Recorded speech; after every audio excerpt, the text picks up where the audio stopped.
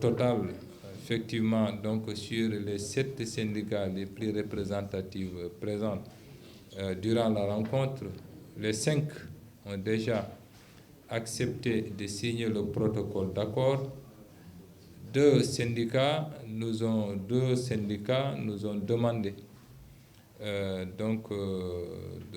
réserver leur signature, le temps de consulter donc leurs bases respectives et de nous revenir dès qu'ils auront terminé ces consultations.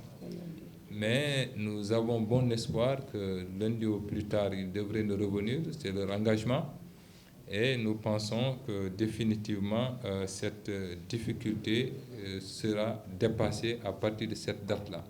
Mais c'est surtout le président de la République qui a accepté de nous accompagner dans ce sens pour cet issue heureux, et justement donc que nous saluons tous. Ce qui fait que je tiens à rassurer tout le monde pour dire que les engagements donc, qui ont été en tout cas les nôtres seront respectés sur justement donc l'échéancier sur lequel on s'est accordé.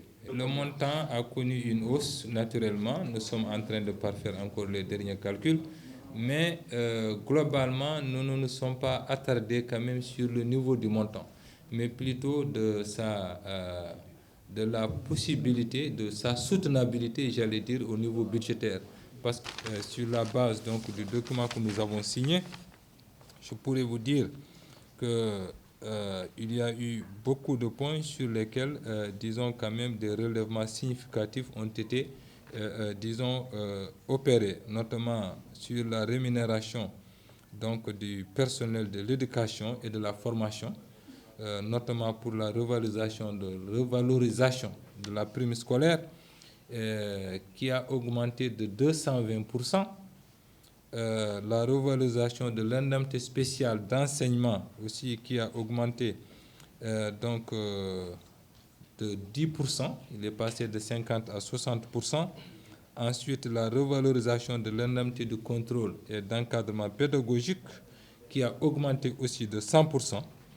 Ensuite, l'indemnité de recherche documentaire et de surcharge horaire, bien évidemment, qui a augmenté de 114%. Ensuite, la revalorisation du point indiciaire de 5 points, qui est passé donc de 51,43 francs CFA à 56,43 francs CFA. L'indemnité représentative de logement qui a été justement donc défiscalisée totalement. Je rappelle que ces mesures aussi devraient prendre effet à compter donc du 1er mai 2022. D'ici là, bien évidemment, nous allons proposer au président de la République une loi de finances rectificative après que cette loi sera adoptée en Conseil des ministres. Donc, nous allons la soumettre à l'Assemblée nationale. Il nous fasse son adoption.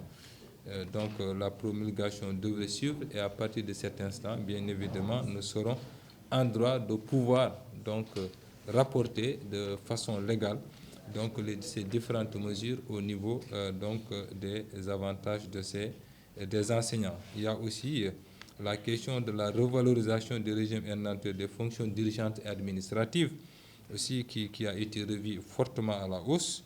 Bien évidemment, nous nous sommes inscrits aussi dans une perspective particulièrement importante, mais surtout, ce qu'il faut noter, c'est que les deux parties ont réaffirmé leur engagement en faveur des 5 priorités du ministère de l'Éducation nationale, dont la priorité, en tout cas numéro 1, c'est la promotion d'un climat social apaisé dans l'espace scolaire.